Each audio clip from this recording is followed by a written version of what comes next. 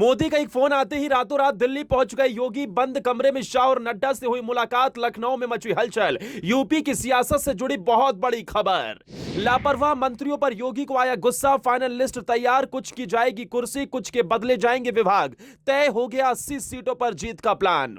जल्द बदल जाएगी बाबा की टीम, 4 नए चेहरे होंगे शामिल। एक चेहरे पर आमने सामने आ गए शाह और योगी। आजम खान को सजा दिलाने वाले की लगी लॉटरी। यूपी की सियासत में ऐसा क्या होने वाला है जिसे लेकर दिल्ली में रातों रात होने लगी मीटिंग। बंद कमरे में आधे घंटे तक शाह और नड्डा से योगी की हुई मुलाकात। मोदी ने फोन पर बता दिया क्या है 80 सीटों पर जीत का प्लान। जिसके बाद यूपी में शुरू हो गया बाबा का सबसे बड़ा एक्शन। पूरा देश जानता है योगी राज में ना देर है ना अंधेर है।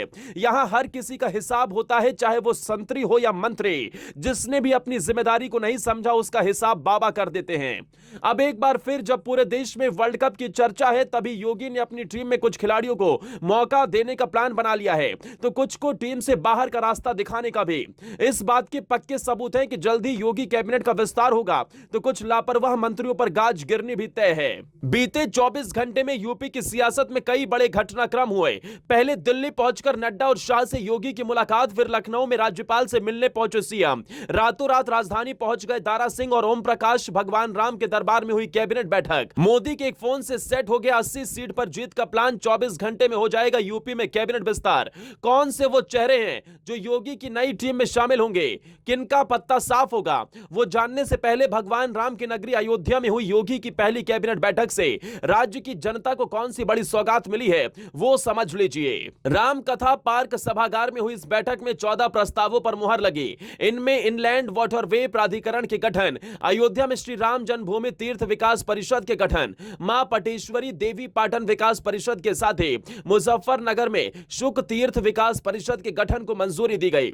इसके अलावा कई अहम प्रस्तावों पर भी मुहर लगी, जिसमें ड्रोन पॉलिसी और प्रदेश में महिला स्वयंसेवी समूहों को उनके ही ब्लॉक में प्लांट लगाने के संबंध में प्रस्ताव को मंजूरी भी दी गई। वहीं इस बैठक के बाद अब योगी कैबिनेट के विस्तार की भी खबर है। माना जा रहा है कि अयोध्या में कैबिनेट मीटिंग के बाद कुछ ही दिन में एक छोटा मंत्रिमंडल विस्तार हो सकता है, जिसमें ओम प्रकाश राजभर, दारा सिंह चौहान के अलावा एक और नाम आकाश सक्सेना का चल रहा है।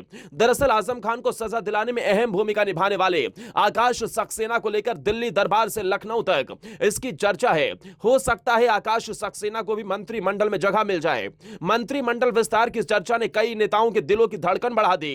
कईयों को इसमें जगह मिलने की उम्मीद दिखाई देने लगी, तो कई मंत्रियों को लग रहा है कि उनके विभागों में बदलाव किया जा सकता है। वहीं कुछ के चेहरे इसलिए खिल रहे हैं कि पहले मंत्रिमंडल में उन्हें जगह नहीं मिली, तो अब इस दूसरे विस्तार में उन्हें जगह जरूर मिलेगी। लेकिन यह तो तय है, योगी राज में लापरवाह और अपने विभागों को सही से ना संभाल पाने वाले मंत्रियों पर गाज गिरनी तय है। तो वहीं दूसरी तरफ दिल्ली पहुंचकर शाह और नड्डा से मुलाकात के बाद अब उत्तर प्रदेश की सियासत बड़ी करवट लेने वाली है। खबर है कि यहां से बीजेपी ने हर वर्ग को साधने की पूरी रणनीति तैयार कर ली है और दारा सिंह चौहान के नाम पर भले ही केंद्रीय नेतृत्व और योगी में टकराव देखने को मिला, क्योंकि दारा सिंह चौहान एक तो चुनाव के वक्त बीजेपी छोड़कर सपा में गए थे, दूसरी तरफ वापस से उन्हें टिकट दिया गया तो उन्हें हार का सामना करना पड़ा, जिसके चलते योगी उन्हें अपनी टीम में शामिल करना नहीं चाहते। लेकिन केंद्रीय नेतृत्व ओबीसी वोट बैंक पर पूरी तरीके से फोकस नजर आ रहा है, जिसके चलते दारा सिंह चौहान के नाम पर केंद्र बनाम योगी भी देखने को मिला। हालांकि अब खबर है कि दारा सिंह चौहान को ओबीसी वोट बैंक साधने के लिए योगी की टीम में जगह जरूर दी जा सकती है। इसी के साथ बीजेपी ने यूपी में 80 सीटों पर जीत की रणनीति भी तैयार कर ली है।